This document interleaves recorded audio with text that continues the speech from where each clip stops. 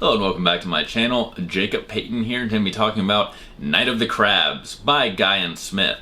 Night of the Crabs is the first book in the Crabs series by Guy Smith, and it's not very long. I think it comes out at like 140 some pages. I mean, these are not super long books. They're more or less novellas in a lot of ways. But they are a lot of fun. They're really fast paced. I mean, the action starts off right in the beginning. If you don't know about the Crab series, it is Guy Smith's series of giant crabs, essentially, that rise up occasionally to attack English and Australian coastlines. I think there might be one set in New Zealand. I don't know. I haven't read the entire series. And yeah, they attack people, they attack boats, they just hate people. There is not a whole lot of rhyme or reason for their attacks, at least in the books I've read so far. I've only read like the first two, which is Night of the Crabs and then Killer Crab. So I don't know if the story develops to the point where it kind of gives more background on the crabs.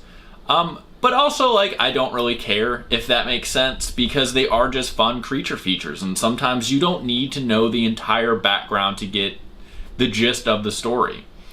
You know, they read like a B-movie. They're a fun B-movie of, hey, you're at the beach, and these giant crabs don't like the fact that you're at the beach. And even if that's all it is, it's still a lot of fun.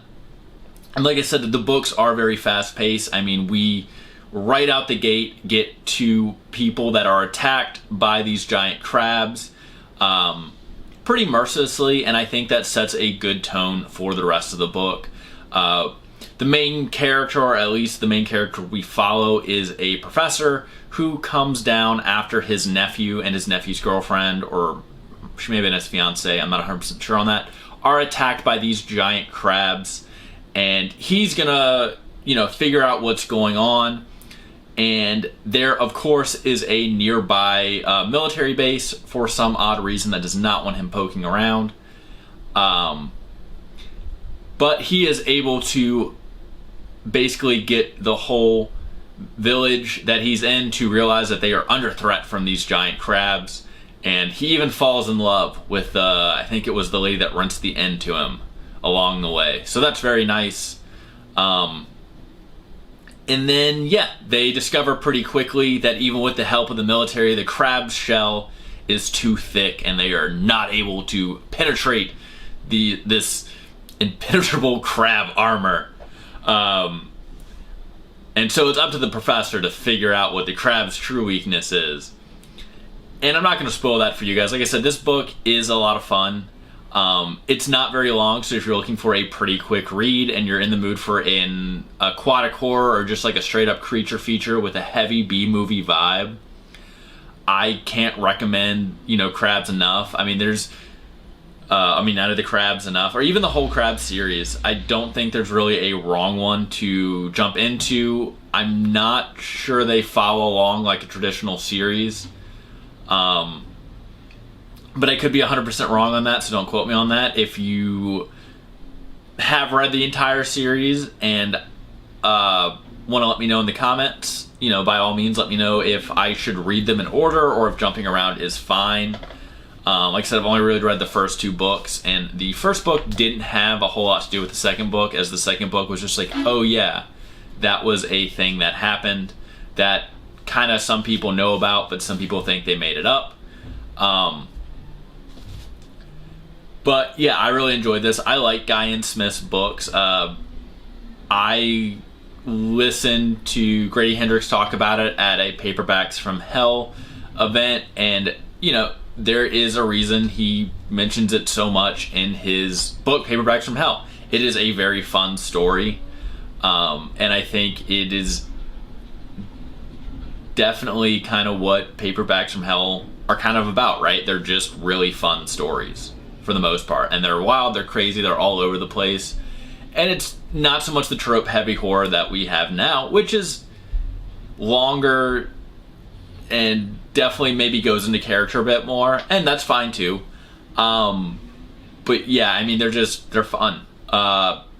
If you like aquatic horror, If you like creature features, you know, definitely check this out. I will say if you're going to try to track down a paperback version, you are probably not going to be in luck, as it does seem that the Night of the Crab paperbacks are very expensive. I do believe there is an ebook omnibus version that has all 6 books, which I will try to link below. And I do have a feeling that if you are someone that collects books and you're on the hunt for Guy N. Smith books, especially some of his older paperbacks, I would probably start scooping up whichever ones you can, as the author has passed, and I'm not really sure. I haven't really seen anyone come forward with like all the rights to his books. I know some of them are being put out as reprints through a publisher in the United Kingdom, so hopefully that will continue. Guy N. Smith wrote a lot of books. He wrote a lot of horror books, and they're all kind of crazy. I don't know, but in a good way. They're all B-movie funness. I mean, whether we're talking about like The Bats or we're talking about like, you know, Death Bell, I enjoyed them, and I think it would definitely be a shame if a lot of them went out of print forever. So I am very optimistic that they will be all of them will be brought back into print. Like I said, I do believe there is an omnibus edition, so I will try to link that if I can't find any, like a standalone Night of the Crabs ebook edition.